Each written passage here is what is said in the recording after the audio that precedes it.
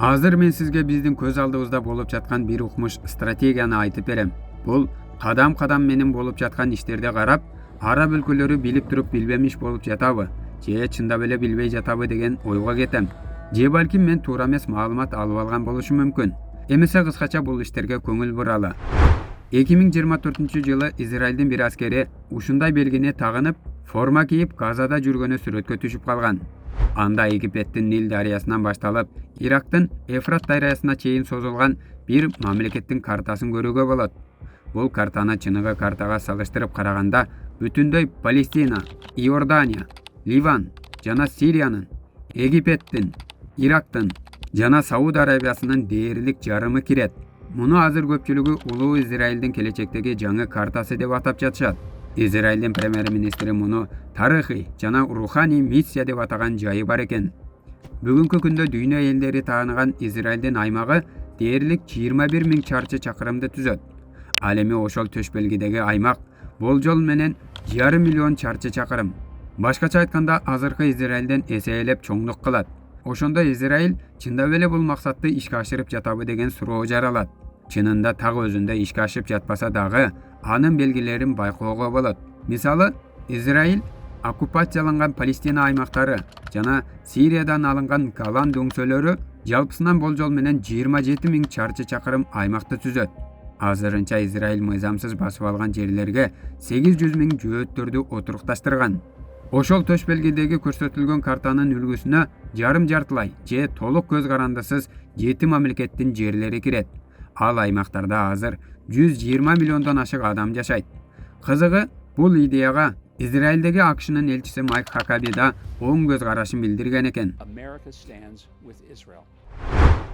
Башынан бери көрүп келе жаткан сизде бул идеяны ким тапты, ким жасап жатат деген суроо жаралышы мүмкүн. Бул идеянын тамыры Башталыш китебинин 15-18 бөлүмүнө барып такалат дейт.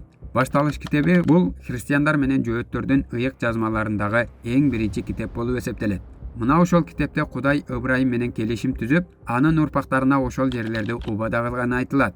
Бул идеяны заманбаш сионизмдин негиздөөчүсү Теодор Герцл 1898 жылы келечектеги жөөт мамлекеттеринин чек арасы катары келтирген. Ондогон жылдар өткөндөн кийин бул идея стратегияга айланган. 1982 жылы Израилдин тышкы иштер министрлигинин мурдагы кызматкери Одет Йинон 1980 жылдардагы Израилдин стратегиясы тууралуу макала жарыялаган. Анда Израилдин коопсуздугу үчүн айланадагы араб мамлекеттери майдаланып бөлүнүшү керек деп айтылган. Азыр жакынкы чыгышта эң күчтүү, аймагы да таасири да чоң өлкө кайсы өлкө? Албетте, Иран болуп жатат. Буга себеп Иран темасы дүйнөдө биринчи номурга чыкты. Иран Ормуз кысыгын тосуп, мунай баасына таасир берип, дүйнөнү термелтип турат. АКШ, Израиль, Иран согушу чыкканда дагы бул темага көбү кайрылды. Анткени Израиль өзү Иранды алсырата алмак эмес. Ошондуктан ага бир жардамчы колдоо керек эле. Израиль ал колдоону АКШдан күткөн жана АКШнын колу менен Иранды алсыратууга аракет кылды. 1996 жылы Нетаньяху үчүн даярдалган таза ажырым деп аталган саясий документте Осло тынчтык жарыянын токтотуу жана Ирак, Сирия, Ливанды алсыратуу сунушталган. Герцлден Нетаньяхуга чейинки жылдардагы аракеттерди карап отуруп, жогорудагы картага чындап эле аракет болуп жаткан жокпу деген ой кетет. Мындайча айтканда, жерлерди түз басып албастан, анын ордуна тегеректеги мамлекеттерди алсыратып, акыры өз убагы келгенде акырын каалаганын алып алганы жаткандай сезилет. Буга бир мисал, Израилдин каржы министри Бецалел Смотриштин ачыкка чыгып кеткен аудио жазуусунда стратегияны түшүндүргөн. Ал аннексияны аннексия деп атабай жүргүзүү керек деген. Сүйлөшүүнүн мааниси басып алган жерлерде түз башкарууну күчөтүп, бирок аннексия деп атабоо айтылган. Ошондой эле ал Палестина жерлерине дагы 1 миллион израилдиктерди көчүрүп келүүнү убада кылган. Сурамжылоого ылайык, израилдиктердин жарымына жакыны Палестина аймактарына көзөмөлдү кеңейтүүнү жана аннексияны колдойт. Ал эми Палестина мамлекетин түзүүнү колдогондор акыркы жылдары өтө төмөн түшүп кеткен. Серепчилер Газада, Ливанда, Сирияда жана Ирандагы акыркы 2 жылдагы согуштардын көбү улуу Израиль картасында көрсөтүлгөн аймактарга туура келет деп айтышат. Буга болгон кадамдар окшош. Аскердик операция, буфердик зона түзүү, андан кийин көчүрүп келүү, акыры аннексиялоо. Израиль эч качан чек арасын толук чийип расмий аныктаган эмес. Ушунун өзү эле көп суроолорго жол ачат. 1948-жылы биринчи премьер-министр Дэвид Бен-Гурион муну жасоодон баш тартып, Израиль күчөгөндөн кийин бул темага кайтаарын маани келтирген.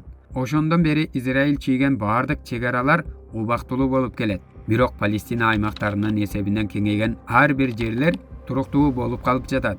Мисалы, мурда бул жерлер Палестинаныкы делинген болсо, азыр Израилге өткөн.